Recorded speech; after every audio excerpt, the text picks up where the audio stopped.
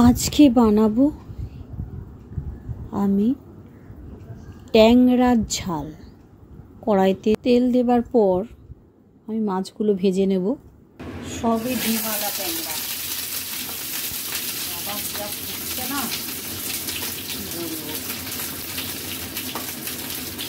আসলে আমি তো নুন হলুদ মাখিয়ে রাখি, তারপর বরফ হয়ে যায়, এমনিতেই মানে জল থাকে একটু, জন্য ফোটেও বেশি।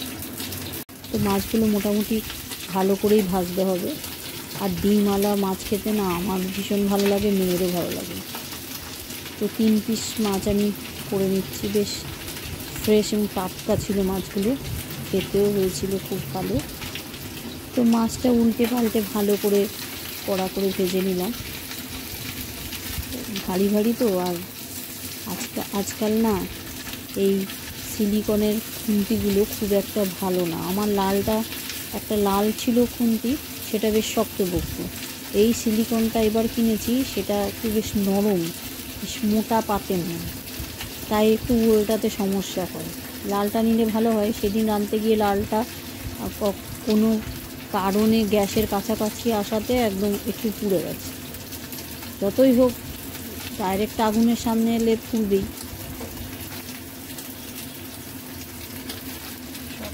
ভর্তি ডিম, বর্ষাকাল, মাছেদের ভর্তি ডিম ভর্তি। যাকে এই নড়বড়ে খুন্তি দিয়েই আমাকে তো রাঁধতে হচ্ছে।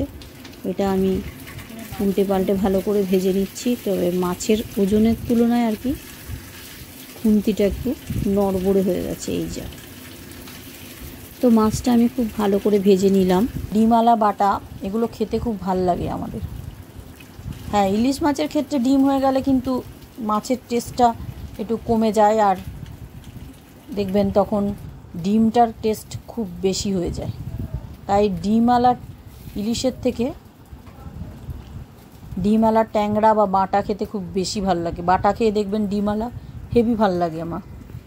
এখন সব মাছেরই বলতে গেলে ডিম আছে। আর এগুলোকে বেশ একটু ভালোভাবে ভেজে নেব। ট্যাংরাগুলো বেশ বড় সড়ো আছে, তো ভেজে নেব। 1 পিস করে খেলেই যথেষ্ট।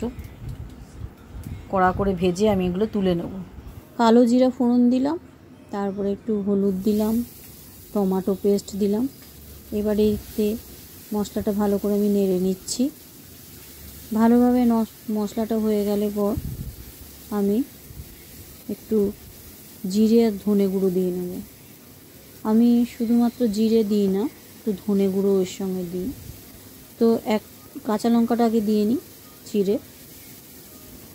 এবার কি করলাম, একটা বাটিতে একটু ধনে নিয়ে নিলাম। এইটুকুতে হবে না মনে হচ্ছে, আর একটু দিই। আর একটু ধনে নিয়ে নিলাম। এবার জিরে নিয়ে নিই।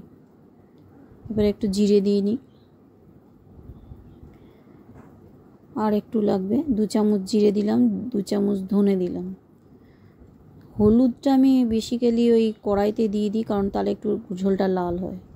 একটু জল দিয়ে মশলাটাকে আমি গুলে নেব।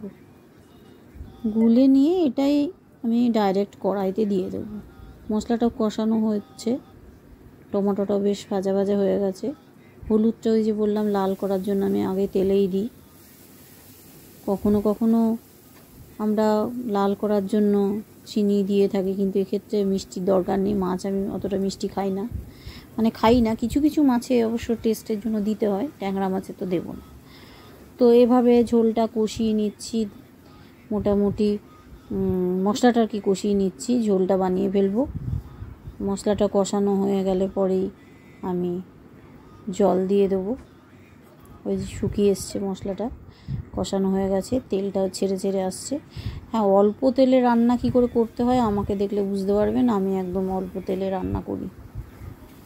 তেল আমি একদম দিতেই চাই না, যেহেতু আমার কোলেস্টেরল আছে বলে আমি দিতেই চাই না। এবার জল দিয়ে নিলাম। এবারে কি করব, আর একটু জল দিতে হবে মাছগুলোকে সেদ্ধ করার জন্য।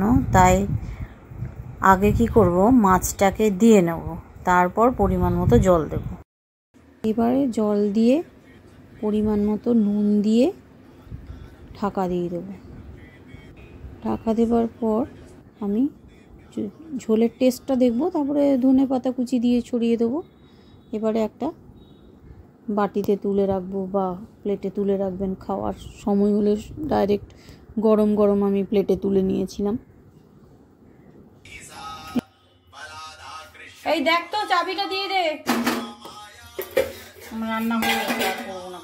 এই হলো ট্যাংরা মাছের ঝাল, আর আমি একদম আমার পরিপাটি খাবার সাজিয়ে নিয়েছি। তোর পাতেরটা দিবি না, পাতেরটা নিবি না।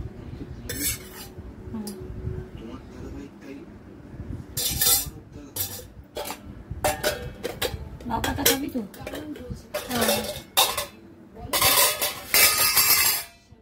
আজকে ভাত দিয়ে করনি তিতা? না, আজকে উচ্ছে করিনি, বাবার জন্মবার তাই।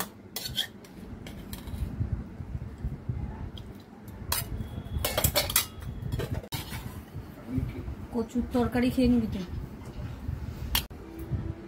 ডালটা, মাছটা এদিকে রাখলাম, পরে দিয়ে দেবো। এবার আমার এখানটাতে ই কর, আজকে কি আছে, লাউ শাক কুমড়ো দিয়ে, আর কচু, যে গাঠি কচু আছে, কচু আলুর তরকারি, আলু ভাজা, ডাল, আর ট্যাংরা মাছের ঝাল ধনে পাতা দিয়ে। এই হলো আজকের খাবার। বেশ, ঠিক আছে, খাচ্ছি।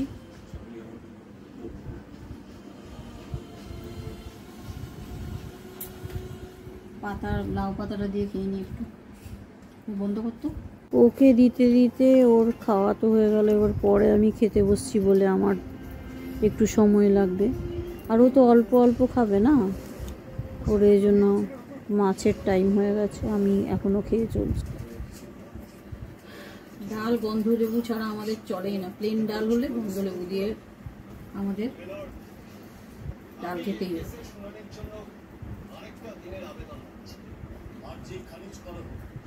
গন্ধ লেবু মাস্ট।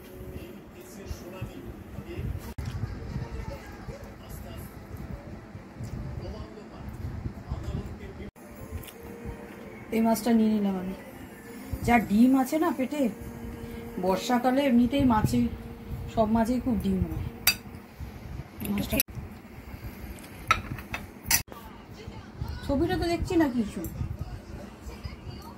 এই যে তো পেটে ডিম আছে না, তারা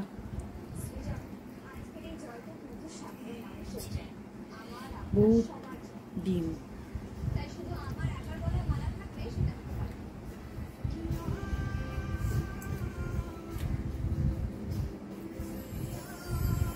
স্টিল না তো।